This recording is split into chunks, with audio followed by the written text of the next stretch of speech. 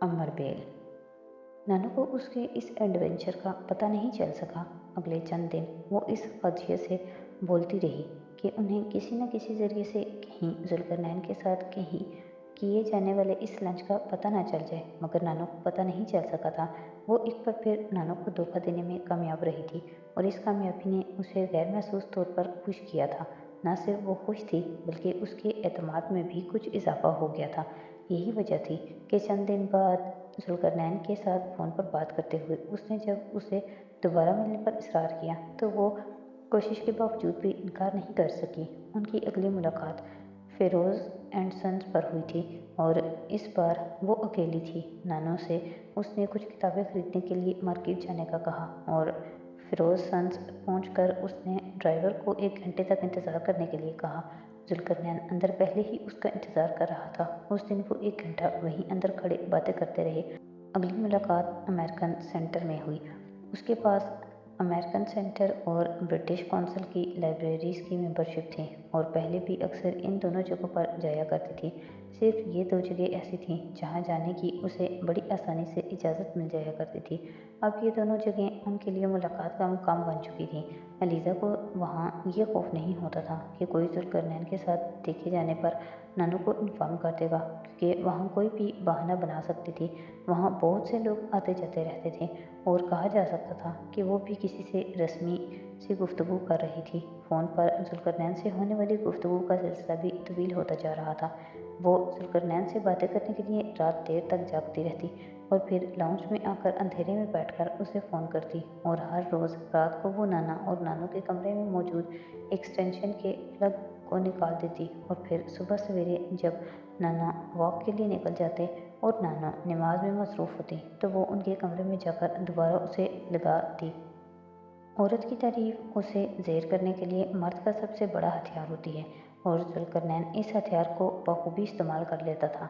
उससे बात करके अलीज़ा को यूँ लगता था जैसे वो इस दुनिया की मखलूक ना हो, उसका ताल्लुक़ किसी दूसरी दुनिया से हो, इस दुनिया से जहाँ से जुल्करनैन ताल्लुक़ रखता था। उसके सामने बैठे हुए उसे पहली बार एहसास हुआ था कि वो किसी के लिए कितनी अहम है। कोई उसके लिए देर से आने पर नाराज़ हो सकता है। अलीज़ा सिकंदर खुद को पहली बार दरियाफ्त कर रही थी या शायद ज़िंदगी को पहली बार दरियाफ्त कर रही थी। उसके लिए हर चीज़ जैसे मुकम्मल तौर पर बदल गई थी। जुल्करनैन जैसे हर जगह मौजूद रहने लगा था। जहाँ वो न होता वहाँ उसकी आवाज़ होती, जहाँ उसकी आवाज़ न होती वहाँ उसका ख़्याल होता, जहाँ उसका ख़्याल न होता वहाँ अलीज़ा सिकंदर के लिए कुछ भी नहीं होता था। हर बार फ़ोन रखने के बाद वो अगले फ़ोन पर उससे होने वाली गुफ्तगू के बारे में सोचना शुरू कर देती। उसे क्या कहना था, जुल्करनैन किस बात के जवाब में क्या कहेगा, उसके जहन में उसके अलावा कुछ नहीं रहता था। इन दिनों पहली बार उसने अपने जहन में अपने माँ बाप के बारे में सोचना ख़त्म कर दिया था। जुल्करनैन की मोहब्बत ने जैसे दूसरी हर मोहब्बत, हर रिश्ते की जगह ले ली थी। उसे यूँ लगने लगा था जैसे अपने माँ बाप के बारे में सोचते हुए वो अपना वक्त ज़ाया कर रही थी। वो उम्र को भी मुकम्मल तौर पर फरामोश कर चुकी थी। आपका क्या ख्याल है, अगले इलेक्शन में कौन सी पार्टी हुकूमत आएगी? इस्लामाबाद में एक फेडरल सेक्रेटरी के घर होने वाली इस पार्टी में उमर लईक अंकल के साथ जिस टेबल पर बैठा हुआ था वहाँ उनके सर्विस और रिटायर्ड ब्यूरोक्रेट्स की एक बड़ी तादाद भी मौजूद थी और होने वाली गुफ्तगू का मौजू अगले इलेक्शंस थे। मुल्क में मार्शल लॉ के एक लंबे अरसे के बाद बनने वाली पहली जमहूरियत हुकूमत को कुछ अरसे पहले बरतरफ किया जा चुका था और अब अबूरी हुकूमत मुल्क चला रही थी और 20वीं सदी के इस आखिरी अशरे में जमहूरियत के इस पहले तजर्बे की नाकामी के बाद जाने वाली हुकूमत के मुख्तलिफ अहदेदारों की तरफ से की जाने वाली हमाकतों पर खुलकर हंसा जा रहा था और उसके साथ साथ आने वाली हुकूमत के बारे में अंदाजे लगाए जा रहे थे। एक बात तो तय है कि अगले इलेक्शन में ये पार्टी तो बरसरे इक़्तिदार नहीं आ सकती जिसकी हुकूमत बरतरफ की गई है। उमर को के सिप लेते हुए खामोशी से गुफ्तगू में हिस्सा लिए बगैर सिर्फ होने वाली गुफ्तगू सुन रहा था। एक दूसरे सर्विस ब्यूरोक्रेट के इस जुमले पर मेज़ के इतराफ़ बैठे हुए तमाम लोगों ने एक दूसरे को साथ मुस्कुराहटों का तबादला किया। मैं तो चाहता हूँ कि दूसरी पार्टी के बजाय तीसरी पार्टी आ जाए। लईक अंकल के इस मानी खेज जुमले पर इस बार मुस्कुराहटें हल्के फुल्के कहकों में तब्दील हो गईं। आप तो यही चाहेंगे लईक साहब, आखिर आपका पूरा ससुराल तीसरी पार्टी में है। जमान शाहिद नामी एक सेनेटर क्रेट ने लईक अंकल के ससुराल के फौजी बैकग्राउंड की तरफ इशारा किया। इस जुमले पर एक बार फिर कह के उभरे, यार बहुत ऐश करवा चुके हैं तुम्हारे ससुराल वाले पिछले 10-12 सालों में तुम्हें, अब हम जैसे लोगों के ससुराल वालों को भी हमारी खिदमत का मौका दो। हुसैन शफीक की बीवी का ताल्लुक एक सियासी घराने से था और उनको तवक्को थी कि इस बार अगर उनकी बीवी के मारूफ घराने की पार्टी इलेक्शन जीत गई तो एक अदद सूबाई वजारत उनकी बीवी के बाप या भाई को जेब में डाल दी जाएगी। तीसरी पार्टी हमेशा से ही हुकूमत में शामिल रही है, डायरेक्ट नहीं तो इनडायरेक्ट तरीके से, मगर वो हमेशा हुकूमत के आगे पीछे ऊपर नीचे रहते हैं और अगली हुकूमत के साथ भी यही होगा। क्यों जनरल साहब? राजा सईद ने इस बार मेज़ पर बैठे हुए एक रिटायर्ड जनरल को खासी शोखी से मुखातिब करते हुए कहा। ये आगे पीछे ऊपर नीचे आपने खूब कहा, मगर दाएं बाएं को भूल गए। रिटायर्ड जनरल जैसे उसके तबसरे पर महफूज हुआ। मेज़ के गिर्द बैठे हुए लोगों ने एक हल्का फहमाइशी कहका लगाया, भाई तुम लोग मजबूर कर देते हो आगे पीछे और ऊपर नीचे रहने पर। जनरल ने अपना पाइप सुलगते हुए कहा, कुरैशी साहब ये ना कहें, ये कहें कि इक़्तिदार का नशा ऐसा नशा है कि एक बार लग जाए फिर छूटता नहीं। शायद ज़मान ने जनरल को मुखातिब किया, चलें आप यही समझ लें, कुछ नशा आपको है कुछ हमें। वो क्या कहते हैं, एक ही सफ़ में खड़े हो गए महमूद व अयाज, ना कोई बंदा रहा ना कोई बंदा नवाज। जनरल कुरैशी ने इस बार इस ब्यूरोक्रेट पर जवाबी हमला किया था। नहीं, ये ठीक नहीं है, आपको ये कहना चाहिए, birds of a feather flock together. Table पर बैठे हुए वाहिद सियासी रहनुमा ने अपने सामने पड़ा हुआ गिलास उठाते हुए कहा, अजमल साहब आप ये न भूलें, आप भी इसी फ्लॉक का हिस्सा हैं। जनरल कुरैशी ने इस बार अजमल दुरानी से कुछ तंज़िया अंदाज में कहा, ठीक है, सर तस्लीम खम है जो मिजाज यार में आए। अजमल दुरानी ने बड़े मुअद्दब मगर जताने वाले अंदाज में सर झुकाते हुए गिलास लहराया, मगर हमें तो फ़िलहाल अगले कुछ अरसे के लिए इस टोले से बाहर ही समझें। अच्छा, हमारी तरह आपको भी यकीन है कि अगले इलेक्शन में आपकी पार्टी इक़्तिदार में नहीं आ रही? लईक अंकल ने अजमल दुरानी से कहा, भाई इतने अहमक तो हम नहीं हैं, हमें ही दोबारा लेकर आना हो तो हमारा तख्ता क्यों पलटते इस तरह। मगर चलो कुछ देर बाहर बैठकर तमाशा देखते हैं अगले खिलाड़ी किस तरह पिटते हैं। अजमल दुरानी के लहजे में तंज था, ये तो खिलाड़ियों पर है कि वो पिटने के लिए आते हैं या पीटने के लिए। जनरल कुरैशी ने इस बार भी तंजियन मुस्कुराहट से कहा, अरे जनाब, पीटना किसको है, आपको या उनको? अजमल दुरानी ने बड़े मानी खेज अंदाज में पहले जनरल कुरैशी और फिर शायद ज़मान की तरफ इशारा किया, आप बताइए आप किसे पीटना पसंद करेंगे? जनरल कुरैशी ने भी उसी अंदाज में जवाब दिया, आप तो ऐसे पूछ रहे हैं जैसे इंतखाब का हक वाकई हमें दे रहे हों। भाई तुम लोगों में से जिसका दाव लगेगा वही पीटेगा। मिलिट्री ब्यूरोक्रेसी की बारी आएगी तो वो पीटेगी और सिविल ब्यूरोक्रेसी का बस चलेगा तो वो भी वैसे ही तवाज़ा करेगी।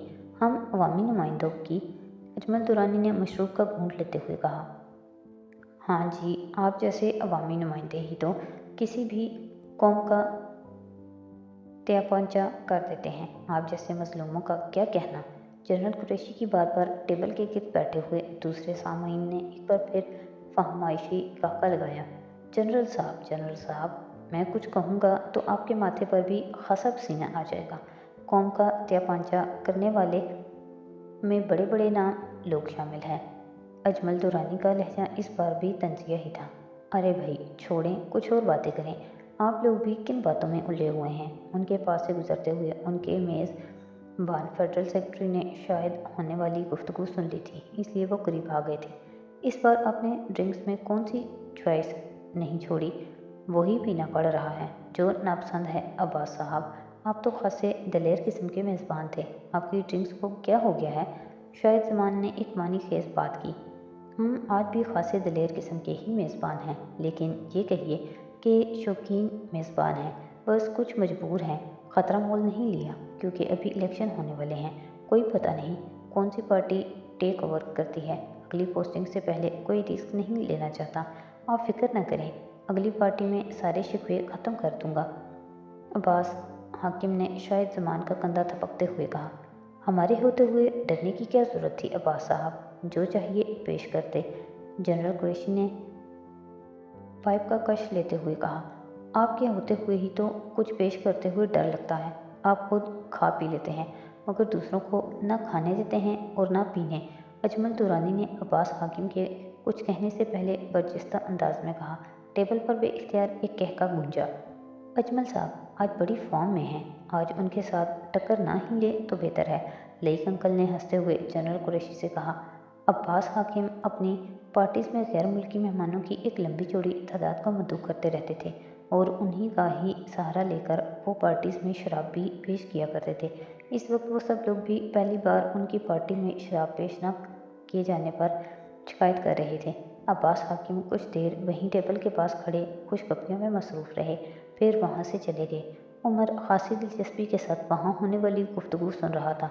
उसने गुफ्तगू में हिस्सा लेने की कोशिश नहीं की थी। शायद उसकी ऐसी कोशिश को बहुत अच्छा भी न समझा जाता, क्योंकि इस टेबल पर वो सबसे कम उम्र था और वो वहाँ बैठे हुए बाकी लोग न सिर्फ उम्र में उससे बहुत बड़े थे बल्कि बहुत सीनियर पोस्ट पर भी थे और उमर को ऐसे डिनर अटेंड करने का अच्छा खासा तजुर्बा था। जहांगीर माज उसे बहुत कम उम्री से ही ऐसी तकरीबात में ले जाते रहते थे और वहाँ होने वाली गुफ्तगू या मौज़ूआत उसके लिए कोई नई चीज़ नहीं थे। ऐसी तमाम तकरीबात में वो बस खामोशी से एक गैर मुतल्लिक शख्स की तरह सब कुछ सुनता और देखता रहता। उसके लिए ये सब जैसे ज़िंदगी का एक हिस्सा था। इस वक्त भी वहाँ बैठा वो उस किस्म के तबसरे और खुशगपियाँ सुन रहा था जैसे वो पिछले कई सालों से सुनता आ रहा था। तुम बोर तो नहीं हो रहे? यकदम लईक अंकल को उसका ख्याल आया था और उनके इस जुमले पर टेबल पर बैठे हुए तमाम लोगों की तवज्जो उस पर मरकूज हो गई। उसका तारुफ लईक अंकल पहले ही उन लोगों से करवा चुके थे और जहांगीर मास का नाम वहाँ किसी के लिए भी नया नहीं था और जहांगीर मास का बेटा भी उनके लिए उतना ही शनासा हो गया था। नहीं, बिल्कुल नहीं, उसने बेनियाजी से कंधे उचकाते हुए कहा। ये इस उम्र में कोई अच्छी बात नहीं है कि हम जैसे उधेड़ उम्र के लोगों के पास भी इतनी देर बैठकर तुम बोर नहीं होते।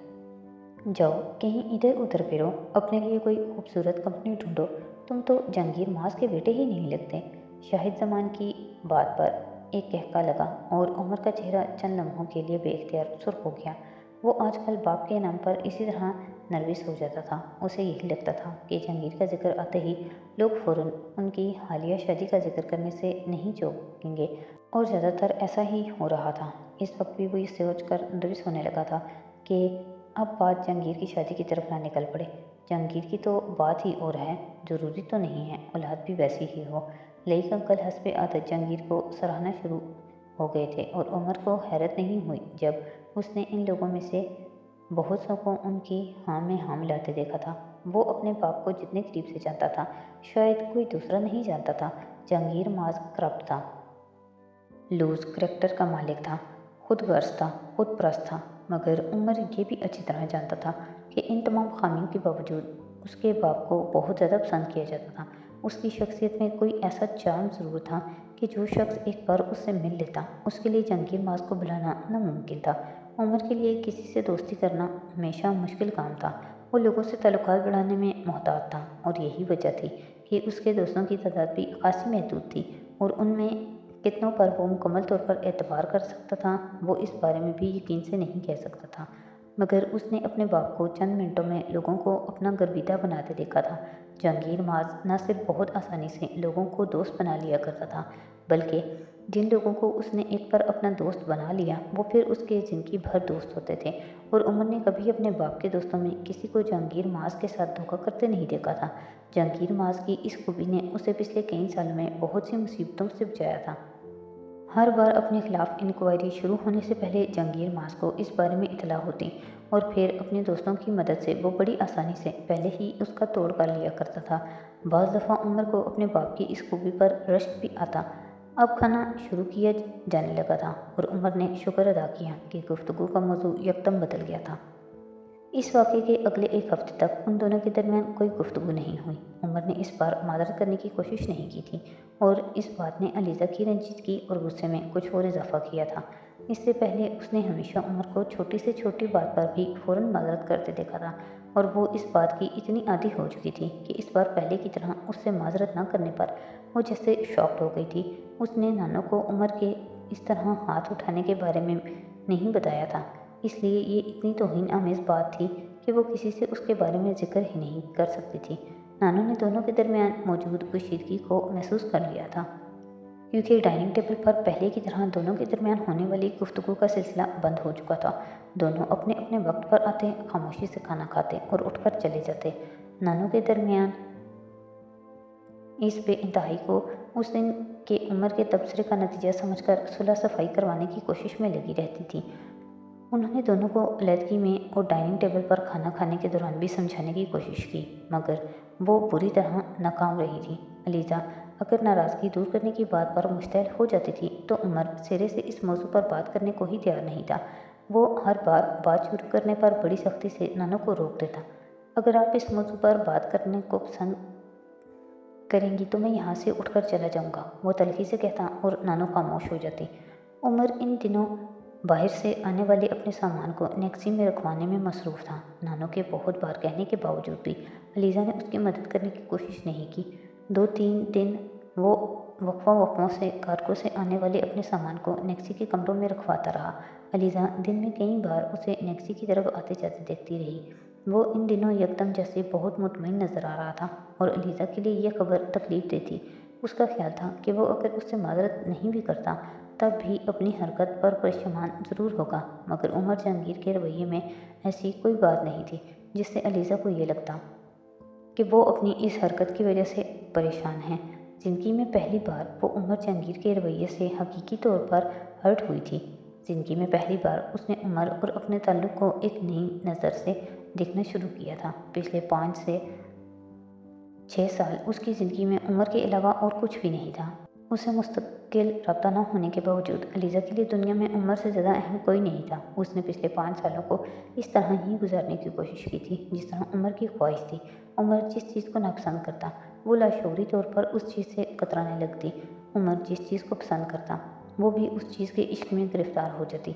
वो जैसे उमर के पैरोकारों में से थी, आंखें बंद करके सब कुछ कर गुजरने वालों में से। जो उससे कहा जाता वो उसे इस चीज़ पर रत्ती भर भी मलाल महसूस न होता। उसके लिए इतना ही काफ़ी था कि उमर उससे खुश था। पहली बार उसने उमर की किसी बात से इख्तलाफ किया था और पहली बार ही उमर का रवैया क्या ये शख्स किसी दूसरे में सेंस ऑफ जजमेंट डेवलप कर सकता है। अंकल जहांगीर पर तनकीद करते करते क्या ये खुद वैसा नहीं हो गया, वो अब इंतहा पर जाकर सोच रही थी। मेरे लिए हमेशा सबसे अहम रहने वाले शख्स की ज़िंदगी और नज़र में खुद मेरी क्या अहमियत और हैसियत है। उसकी नज़र में अलीज़ा सिकंदर की क्या औकात है। एक इमेच्योर लड़की जिसकी हर खूबी और हर खामी से वो अच्छी तरह वाकिफ़ है, या फिर उसकी उंगली पकड़कर चलने वाली लड़की जिसकी अपनी कोई शख्सियत सिरे से है ही नहीं। और मैं अलीज़ा सिकंदर आखिर कब तक उमर की छतरी के साए में फलने फूलने की कोशिश करती रहूँगी, और इस शख्स का साया कितना भी आरामदेह क्यों ना हो मगर वो मेरे वजूद को कभी भी अपने कद तक आने नहीं देगा। उसके जहन में इन दिनों इस सवालों के अलावा और कोई सोच नहीं आती थी। मैं पिछले 5 सालों से क्या करने की कोशिश कर रही हूँ, अपने आप को सिर्फ उमर जहांगीर के लिए काबिल कबूल बनाने की कोशिश करने के अलावा मैं अपनी ज़िंदगियाँ कैसे गुजार रही हूँ। क्या उमर जहांगीर की हमदर्दी और तर्स की भीख ने मुझे इतना कमज़ोर कर दिया है कि अब मैं अपनी ज़िंदगी को उमर जहांगीर के बगैर सोचने के काबिल नहीं रही, और ख़ुद इस शख्स के दिल में मेरे लिए तर्स या हमदर्दी से ज़्यादा क्या और कुछ है, या कभी था या कभी होगा। और मैं क्या सारी ज़िंदगी उमर जहांगीर की उंगली पकड़ कर चलती रहूँगी, उसकी नज़रों से दुनिया को देखती रहूँगी। अलीज़ा सिकंदर क्या है, क्या ये पूछने की कोशिश नहीं करूँगी अलीज़ा सिकंदर क्या कर सकती है, क्या दरियाफ्त करने की ख्वाहिश नहीं करूँगी। 22 साल की उम्र में कम से कम अब तो मुझे अपनी तरजीहात का पता होना चाहिए। मुझे अब तो उमर जहांगीर के मदार से निकल जाना चाहिए। उसने मेरी ज़िंदगी के बहुत से मुश्किल लम्हात में मेरा साथ दिया है, मगर पिछले 5 सालों में ये काम मैंने भी तो किया है, बल्कि शायद उमर जहांगीर से बढ़कर। ये कुछ लो और कुछ दो था, और ये सिलसिला अब ख़त्म हो जाना चाहिए। कम से कम अब उमर जहांगीर के पास मेरे लिए तर्स और हमदर्दी भी नहीं रही। वो अपने लिए ज़िंदगी का एक नया रास्ता मुंतखब करने की कोशिश कर रही थी, ऐसा रास्ता जहाँ कहीं भी उसका सामना उमर जहांगीर से हो, ना ही वो उसके रास्ते की रुकावट बने। अगले चंद हफ्तों के बाद उमर से हाला चला गया था। जाने से पहले भी उसने अलीज़ा से कोई बात करने की कोशिश नहीं की थी, ना ही उसे खुदाफिज कहने आया था। बस खामोशी से चंद दिन अपना सामान पैक करता रहा और फिर एक दिन यूनिवर्सिटी से वापसी पर उसे इसकी रवानगी की इत्तला मिल गई थी। अलीज़ा ने किसी रद्द-ए-अमल का इजहार नहीं किया था, मगर पिछले 5 सालों में पहली बार उसे उमर के चले जाने से खुशी हुई थी। उससे खाने की मेज़ पर होने वाला सामना उसकी टेंशन और डिप्रेशन में इजाफा कर देता था, और बहुत दिनों के बाद पहली बार वो खुद को आज़ाद महसूस कर रही थी। इसके बरक्स नानो उमर के जाने पर बहुत उदास थी। उमर से उनकी अटैचमेंट अलीज़ा के बाद ख़ानदान के सारे बच्चों से ज़्यादा थी, और उमर का आना जाना हमेशा ही उनके लिए बहुत अहमियत रखता था। अलीज़ा को अगले चंद दिनों नानो की ज़ुबान से बार बार उमर का जिक्र सुनकर कोई हैरत नहीं हुई। हर बार उसके जाने पर वो ऐसे ही करती थी, मगर नानो को इस बार हैरत हुई थी जब अलीज़ा ने उसके जाने पर किसी रद्द-ए-अमल का इजहार नहीं किया था। लेकिन अंकल, मैं आपसे सिर्फ एक बात पूछ रहा हूँ, क्या पापा वाकई मुझे आपके पास इंटरव्यू और साइकोलॉजिकल टेस्ट के लिए भेजा है? उस रात वो बड़ी संजीदगी के साथ अंकल की स्टडी में उनसे पूछ रहा था। तुम्हारा क्या ख्याल है? उन्होंने जवाब देने के बजाय बराह रास्त उससे सवाल किया। आप मेरे ख्याल को छोड़ें, क्योंकि मेरा ख्याल जानकर आपको कुछ ज़्यादा खुशी नहीं होगी। आप सिर्फ मेरे सवाल का जवाब दें। उसके लहजे में इज़्तिराब था। हाँ, टेस्ट की तैयारी के लिए ही भेजा है। लेकिन अंकल दोबारा इस फाइल को देखने में मसरूफ़ हो गए, जो उनके सामने मेज़ पर खुली पड़ी थी। ये सफ़ेद झूठ है, उसने बड़ी बेखौफी से तबसरा किया। लेकिन अंकल ने फाइल बंद कर दी। मुझे सफ़ेद या स्याह कोई भी झूठ बोलने की ज़रूरत नहीं है। मैं तुमसे खौफज़दा तो नहीं हूँ कि तुमसे झूठ बोलूँगा। वो उमर को घूरने लगा। मुझसे खौफज़दा नहीं है, मगर पापा से हैं। तुम आखिर मुझसे क्या उगलवाना चाहते हो? वो एकदम जैसे तंग आ गए। सिर्फ ये कि आप मुझे यहाँ रखकर पापा के लिए कौन सी सर्विस फराहम करने की कोशिश कर रहे हैं? मैं किस किस्म की सर्विस फराहम कर रहा हूँ? तो फिर क्या कर रहे हैं? तुम्हें जहांगीर ने यहाँ सिर्फ टेस्ट की तैयारी के लिए भिजवाया है, उन्होंने बड़े मुस्तहकम लहजे में कहा। फिर आप मुझे इतने फंक्शंस में क्यों ले जा रहे हैं? उसका लहजा चुभता हुआ था। लेकिन अंकल कुछ देर खामोशी से जवाब दिए बगैर उसका चेहरा देखते रहे। उमर ने बात जारी रखी। और इन फंक्शंस में 3-4 फैमिली से बार बार क्यों मिलवा रहे हैं मुझे? मैं उसे इत्तेफाक तो नहीं समझ सकता, क्योंकि इन फैमिलीज़ का रवैया। लेकिन अंकल ने यकदम उसकी बात काट दी। तुम्हारा क्या ख्याल है, मैं ऐसा किस लिए कर रहा हूँ? क्या मुझे ये बताने की ज़रूरत है? उमर ने संजीदगी से उन्हें देखते हुए कहा। हाँ, बिल्कुल है। वो फैमिलीज़ मुझे जिस तरह परख रही हैं, उससे तो सिर्फ यही ज़ाहिर होता है कि वो मुझसे शनासाई बढ़ाना चाहती हैं, कुछ रवाबित और फिर शायद रिश्ते भी। उसने अपने लफ्ज़ों पर जोर देते हुए कहा। और तुम किसी रिश्ते से इतने खौफज़दा क्यों हो? इस बार लईक अंकल के चेहरे पर एक मुस्कुराहट थी। ये नहीं, मेरा अंदाज़ा ठीक है। उमर उनकी मुस्कुराहट से मुतासिर नहीं हुआ। मैंने तुमसे पूछा है कि तुम किसी रिश्ते से इतनी खौफज़दा क्यों हो? मैं खौफज़दा नहीं हूँ। इस बार वो कुछ उखड़े अंदाज में बोला। अगर खौफज़दा नहीं हो तो फिर इतनी नॉर्मल चीज़ पर इतना इतराज़ क्यों है तुम्हें? किस नॉर्मल चीज़ पर? शादी पर? मैं अपनी शादी के बारे में कोई बात नहीं करना चाहता, उमर ने दो टोक अंदाज में कहा। तुम 26 साल के हो, अब तुम्हारी शादी या मंगनी वगैरह हो जानी चाहिए। लेकिन अंकल, ये आपका मसला नहीं है, मेरा है, और मेरे मसले मैं खुद ही हैंडल करूँ तो बेहतर है। वो इस बार खासी बेरुखी से बोला। ज़िंदगी में चांसेस से फ़ायदा उठाना सीखो। तुम जानते हो आजकल कौन कौन सी फैमिलीज़ तुम में इंटरेस्टेड हैं? जहांगीर मास के बेटे से रिश्ता किसी भी फैमिली के लिए एजाज़ की बात है, मगर मैं किसी ऑप्शन का हिस्सा बनना नहीं चाहता। ना इन फैमिलीज़ में मुझे कोई दिलचस्पी है। मेरी ज़िंदगी जिस तरह गुजर रही है, मैं उसी तरह गुजारना चाहता हूँ। इन फैमिलीज़ से जुड़ने वाला एक रिश्ता तुम्हें कहाँ से कहाँ ले जा सकता है? कभी तुमने इस बारे में सोचा है? आप मेरे सामने पापा की फ़िलॉसफी पेश ना करें। मैं उनके तरीके से ज़िंदगी गुजारने पर यकीन नहीं रखता। वो एक कामयाब ब्यूरोक्रेट ज़रूर होंगे, मगर एक बुरे बेटे, बुरे भाई, बुरे शोहर और बुरे बाप भी हैं, और आप वो ये रोल मेरे सर थोप देना चाहते हैं। उसने खासी साफगोई का मुजाहरा करते हुए कहा। तुम जहांगीर से बहुत ज़्यादा ज़्यादती कर जाते हो। नहीं, पापा से कोई बुरे से बुरा सलूक भी ज़्यादती नहीं कहला सकता। वो इस सब के मुस्तहिक हैं, उसने तनदेही से कहा। उमर, हम जिस सोसाइटी का हिस्सा हैं, वहाँ आगे बढ़ने के लिए एक एक कदम बड़ी एहतियात से उठाना पड़ता है।